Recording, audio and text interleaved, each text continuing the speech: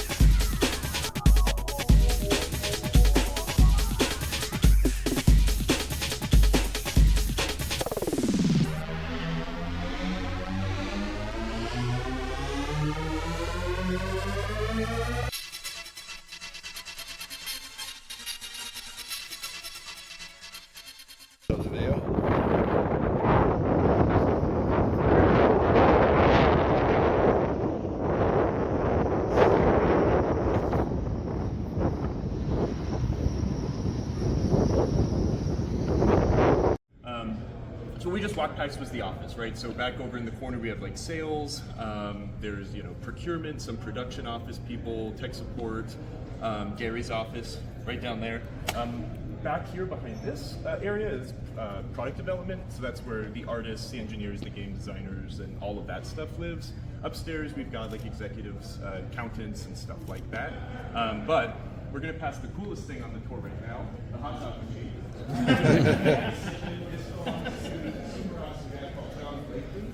And this is where we have our hot dog parties, which happen very frequently.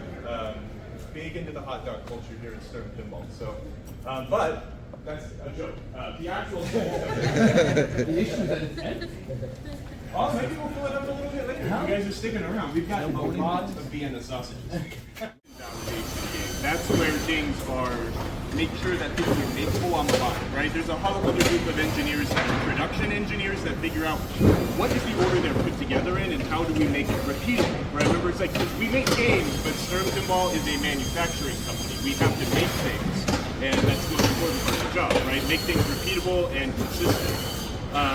Once that's done, then things go into production. So that's kind of like the overview of like the physicality of pinball. So let's start, we're going to start all the way down here. So what we walked into here is like the actual production line to start.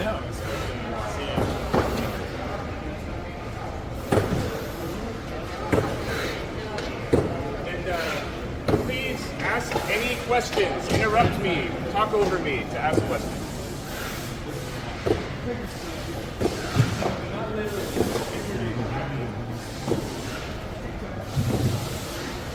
So we'll start down here. This is the wiring area, right? So we try to, like, efficient production is making things and then sending it down in a way that works, right? In an order that, the game gets collectively more put together. So when we start over there, it's a bare piece of wood. They're being inspected and polished, then they get punched, and then they go down the line. The wiring, right, that's really the heart of the game. So we have a couple wiring stations. What we're looking at here is like finishing of harnesses, right? So there's a multiple harnesses in a pinball game, but when they come out of the initial wiring, they're just wires. In this area, they finish them by putting the solder on. Everyone can come on down. You can keep coming closer. We'll spend more time over here, so you'll get better footage. You get, connectors put on and stuff like this. So this is where the harnesses are finished. You've got all these stamping machines back here that put on all the connectors, and the wiring harnesses are set up. So that's what these are for. These are waiting for production. These people are working on things like days before the actual games go in the line.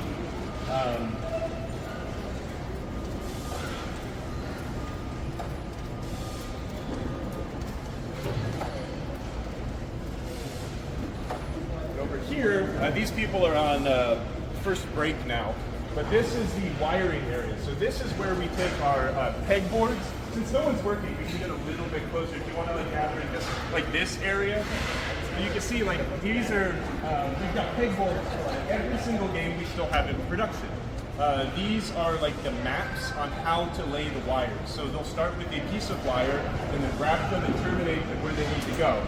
This is Treehouse Pro, so this is X-Men Pro. This is the LED board harness. So this is probably for, you know, one half of, like the bottom half or the top half for all the LED boards. And these are the maps. This is kind of what those boards look like when they are working through the wiring harness.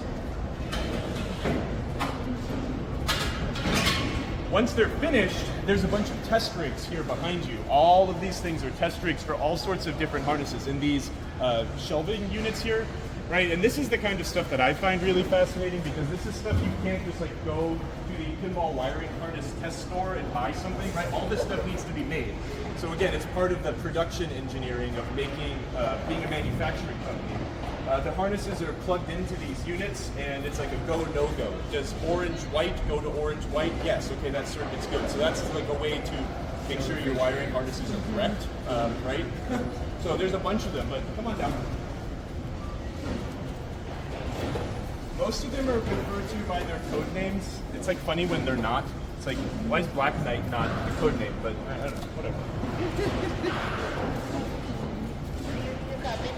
Yeah, all wiring stuff. And again, cable finishes. So like behind that hood down there, that big metal hood is like, it's a fume extractor, because that's where the solder pots are. Oh, cool. Instead of like actually getting a soldering iron and tinning each wire, they dip it into a giant pot of liquid solder. But then, yeah, you've got your Molex crimping machines, automatic wire strippers, automatic wire cutters. They can program them to cut a 8-inch piece of wire and strip it on both ends or just one end. It's pretty neat.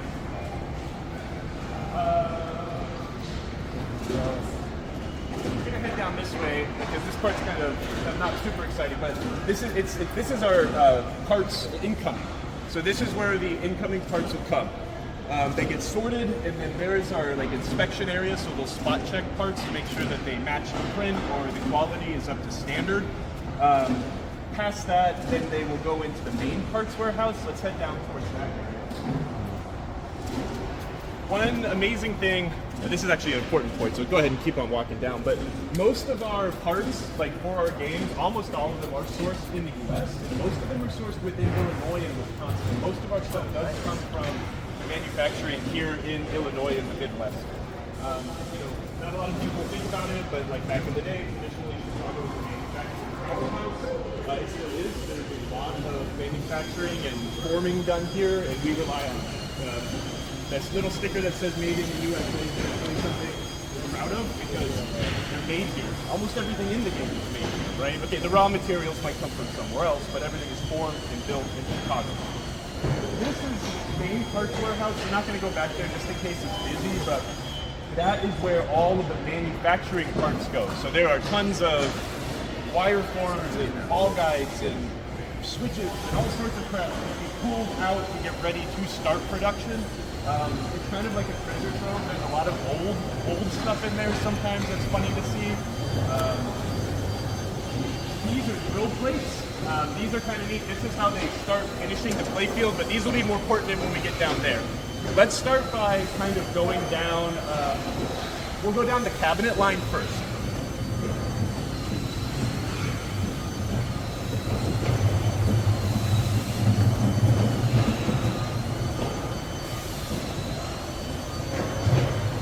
We'll slap decals on cabinets. It's very cathartic. But we get our cabinets in, the cabinets are inspected, make sure everything's good, and then the decal application process starts. So we start with a built cabinet, and then it gets progressively more complete as it goes down.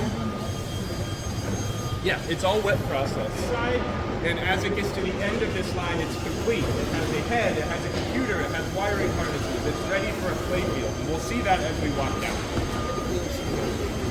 I can't tell you that. We make a lot of games a day. We make as many as we can.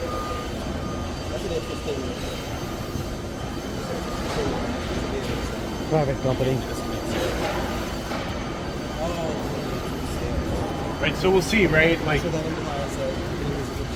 leg bolts, speakers. Everyone loves this part. Yeah. We'll wait for them. Any other questions while we have a smoke? What's up? They're enamored by it. I know, it's hella fun. That's the most nerve-wracking part. When you have the right tools, it's like not. But like if you're doing it on your game at home, it sucks. But here when it's like the cabinet's on its side, you've got the wet spray, and you don't have any brackets in the way. It's a breeze, you know. I hate doing that. I hate details. Worrying about the bubbles. Oh, I didn't do this right. Yeah. I don't know if you would know this, but Stern makes games for stock, okay? You guys can't stock those. We don't keep a stock. We do have a stock. Like we have an offsite place where we store games, like an interim before they go to distributors. But like we have, people bought. These are all bought. Yeah, they're all pre-sold. Dealers accept their allocations, and we send the games off. That makes sense. Why build a game that's not good? Yeah, people aren't going to buy. Yeah. So again, we'll see things like different parts of the cabinet, the leg bolts, speakers, the action button harness, right? All of these things are going to be added to these cabinets as we go down. I don't want to get in their way, so that's why we're not really going into the workspace.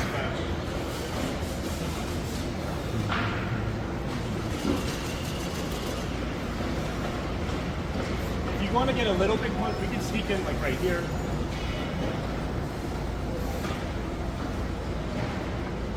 So we've got, I guess these are probably cabinets that are slated to be LE, so they've got the art blades installed and stuff like that.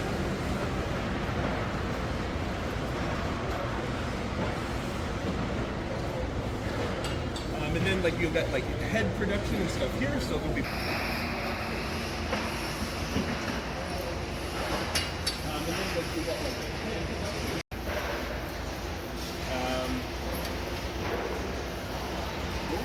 Pretty neat. All right.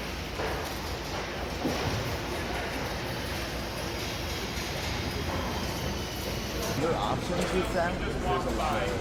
This area is our second production line. We can have two production lines running concurrently. Right now it's not in use because the volume of doing the LEs is a little bit slower.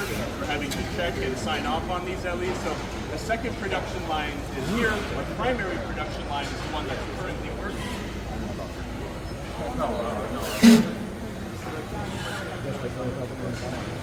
The game designer signs off on every single LE that's produced. So the game, they spend a lot of time focusing, making sure that those are correct enough to snuff, and it's also good for the issues to be reported back to the production team, so we can make sure that everything is consistent and made.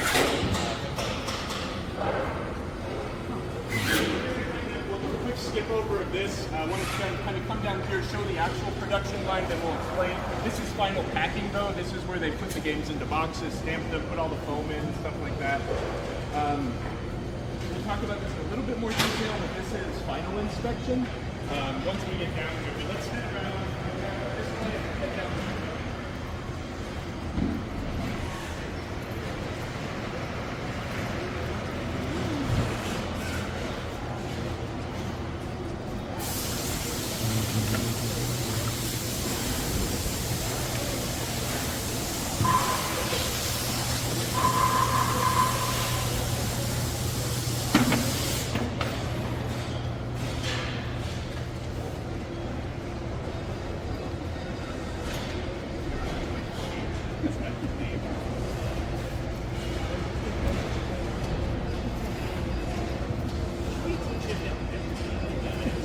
It's like a badge of honor and shame all at the same time, and I like that.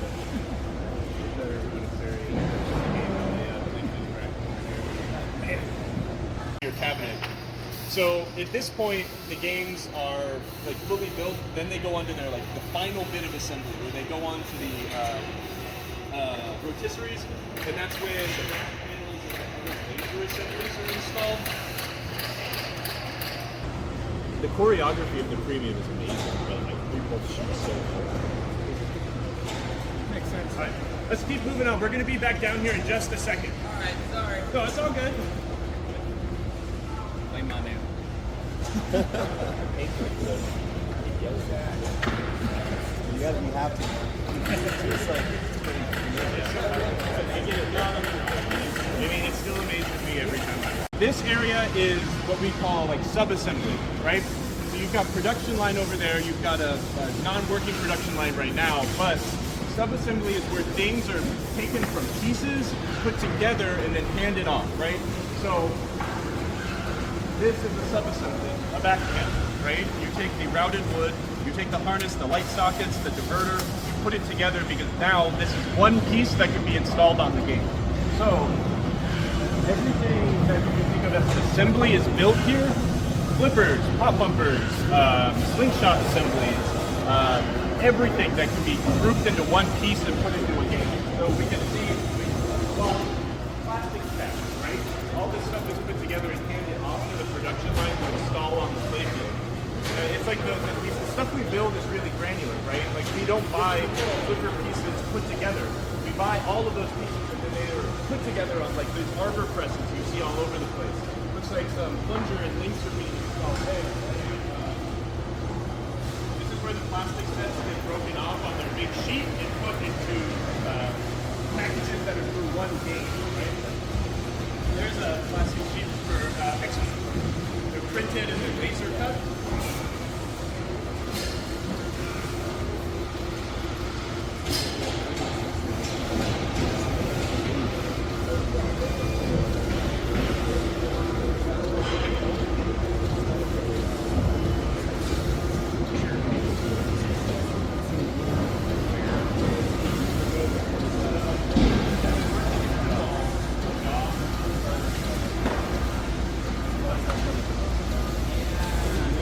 Pinball that I'll ever know.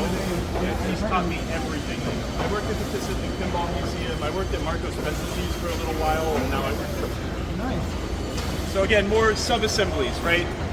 Something a little more interesting than a back panel, but you know, the entire like gong assembly. Things are put together so then they can be installed on the playfield. And it increases, the nice thing about a big factory like this, or being able to navigate the way the factory works, is like sub-assembly used to be way on one side of the factory, and then the production line started like way on another side, so there was a lot of movement. Now, again, things are handed off to the playfield line that's right on the other side of these workbenches.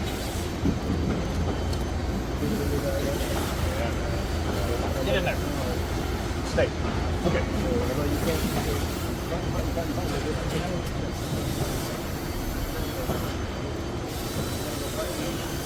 There's a ribbon and gut machine for putting together target switches. Right, so the bracket, that's how granular it is, right? There's a place, there's a different vendor for all of these pieces. There's so many things to bring together to make one pinball game. Internalizing that quality aspect. Hi, Jim. Morning. And these, so this is we've got two specialized sub-assembly areas. So this is where a lot of like toppers and large sub-assemblies will be put together.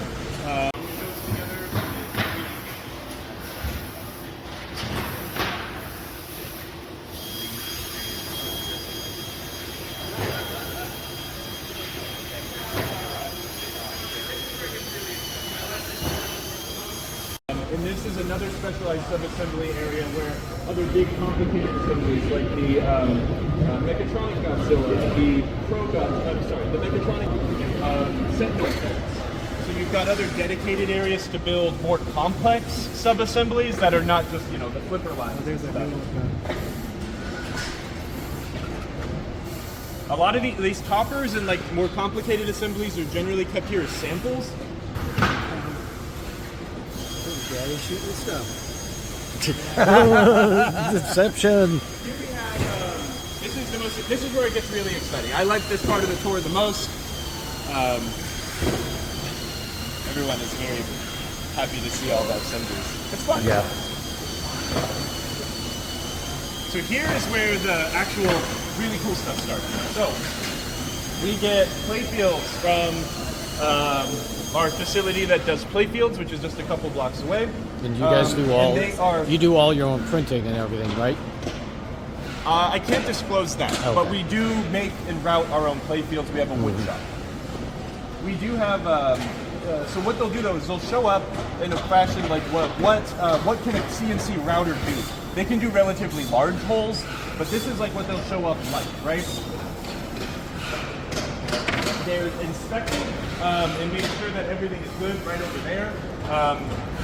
Buffing out using like some Novus to buff out like any imperfections to make sure everything is really good before they go into the press. So this is the famous Hannifin press, Playfield press, or in industrial terms, it's a 4-post press. This press is really special. Gary Stern bought it in 1985 from an industrial supply company. This came from one of the Gottlieb plants that closed when they transitioned to their last facility on Lake Street. But this was used in Gottlieb. This is from like the 50s. The special thing about it actually has a Gottlieb equipment tag there too. The really special thing about this though is it has pressed every single Data East, Sega, and Stern pinball game that's ever been made. Any Star Wars, Jurassic Park, Laser War, South Park has gone through this machine to be dimpled. What is a dimple?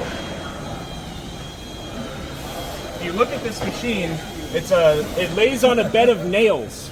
And what this does is it's going to create small indentations for where things need to be drilled and put together on the assembly line. So it's going to spot little areas that the CNC router couldn't do. So the points to start hardware, right? So where does this screw go? So on both sides of this bed, you've got these nails, right? On both sides. The playfield is laid down on top and it's indexed on this machine, and then it squeezes it and it presses little holes into the playfield. And that is where the people on the assembly line can use as reference marks to start holes. It's a really, really simple machine to do something pretty complex, but it's just special because, again, it's done every single game from this company's lineage, and that's pretty special. But it is very old. And you might have noticed there's another one over there that we're working on getting as a backup, just in case the old Hannifin press. What's it called, a Hannifin? Yeah. Does it have a name for it? In industrial terms, it's like a 4-post press, a hydraulic 4-post press. What's your name? You have to ask Gary. Maybe Gary has a name. Or maybe ask Nick or someone who has to maintain it, because maybe they have a good pet name for it. So now we have the playfield production start, right? So we've got a playfield that's dimpled and divoted, and now you get the drill plate. I mentioned those from before. So this guy here, he takes the drill plate and he drills and starts pilot holes for things that a CNC router couldn't do, like 2mm drill holes, things that are very fine. And that's where they're started here. So the drill plate is very precise, and that allows us to put those final holes in to get, ready for production. And as we continue moving down, the playfields turn from a bare piece of wood very quickly into a pinball game.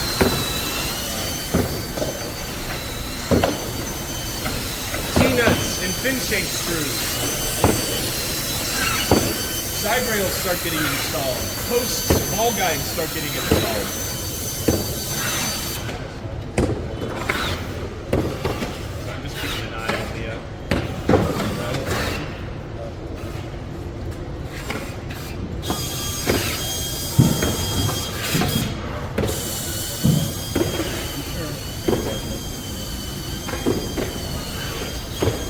Once you get like the basic like sheet metal formed pieces, right? Then some more complicated or more pinball-like things start going on, like ball guides and plastics and steps are in these bags down here. So you've got, small flasher boards, screws, more flasher boards, washers, top bumper rings, playfield pivots. But right as you watch the playfields as they go down, they just become more and more full, more and more complete.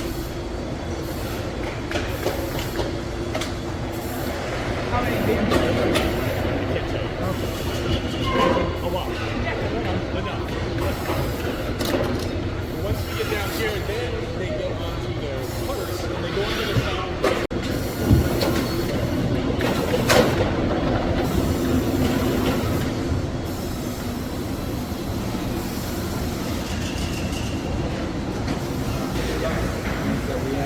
Well, that's important to have the right code. Right, so now I'm the pinball fan. In pinball world, it's just kind of sure. Yeah, sure. That's Nick Canopa. He's one of our production engineers. He is one of the guys that figures out the order. He makes the tools. He makes everything needed to actually put the games together. Okay. So yeah, once the wiring harnesses and stuff are installed, now we're getting bigger assemblies. Things that are a little more sensitive. You don't want to have plastic ramp on it. Get it over 5 times to make sure you get it all scratched up. Wire ramps. These are always fun. Right? These got manufactured this way. I'm sorry? These come this like this for you. Yeah, they get manufactured. We have a manufacturer that does that. Yep. Here in Illinois.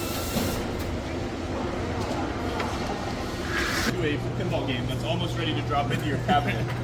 So at this point, the games are like fully built. Then they go on to their like the final bit of assembly, where they go on to the rotisseries, and that's when the back panels and like other major assemblies are installed.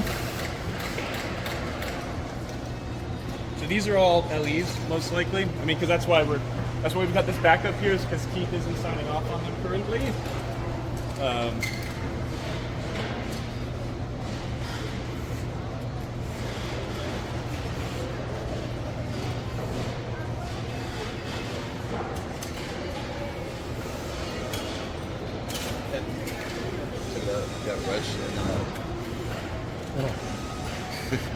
Games never have the right aprons when we do like production validations and testing. Yeah.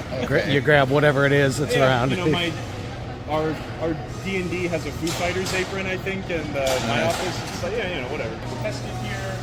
Switches, coils, lamps, make sure things are adjusted correctly before they get mated to a cabinet and put into a box. Then you have then you've got, you know, your cabinet mating inspection, which is why that part's dead, that we're waiting for teeth. But these guys, then, you know, the top of the top of like the people who are tend to know everything about how to put a pinball game together. Those are the people that work over here testing and making sure everything's good. When they're done, they get mated into a cabinet right over here. Once they're off of these rotisseries, they're thrown in a box and shipped off to the distributor. Yeah, it's just the joystick, so you could, if you're looking at it, you want to go up, you push up. Yeah. Oh, yeah, I kind of figured that out earlier on accident. Left, I was right, like, yeah. one of the post-interview videos.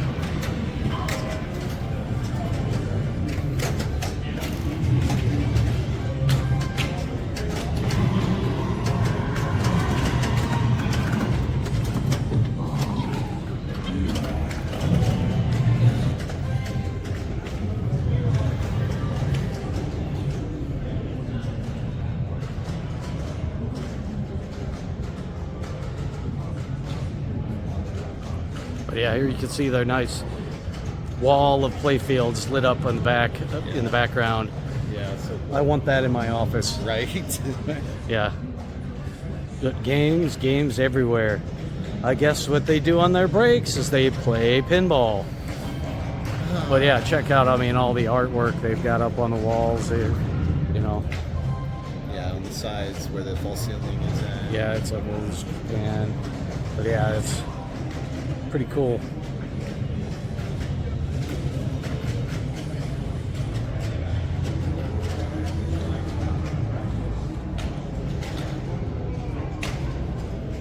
But yeah, it's really kind of kick ass.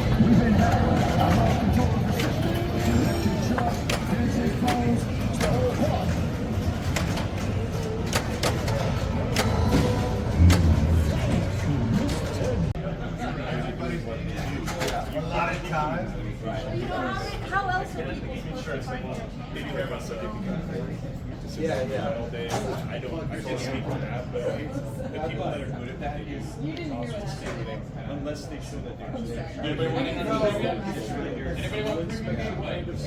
those are the dreams. Yeah. Bounty hunters. I'll try their shark concussion. Hey guys, can you hold the camera? You want to join it?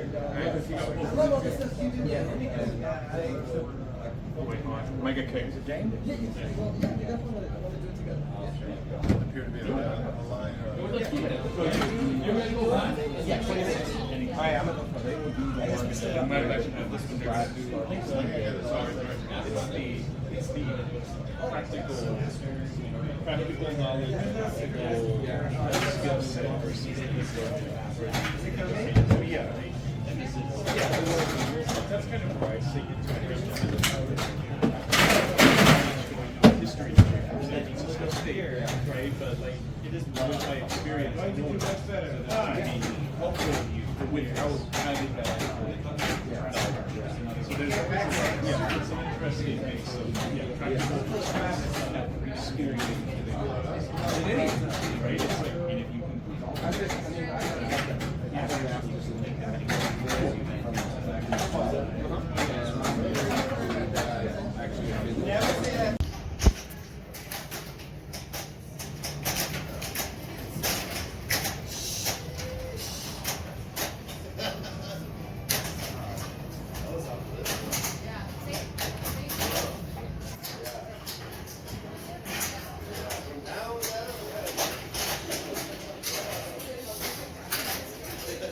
I love how there's like a living room in here.